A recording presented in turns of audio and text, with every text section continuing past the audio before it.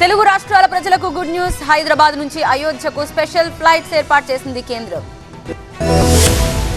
హైదరాబాద్ నుంచి అయోధ్య వెళ్లే భక్తులకు కేంద్రం గుడ్ న్యూస్ చెప్పింది. ఈ విషయాన్ని కేంద్ర మంత్రి కిషన్ రెడ్డి తన ట్విట్టర్ వేదికగా తెలిపారు. హైదరాబాద్ నుంచి అయోధ్య వెళ్లే శ్రీరాముని భక్తులకు ప్రత్యేక విమానాలు అందుబాటులోకి తీసుకొచ్చింది విమానయాన శాఖ.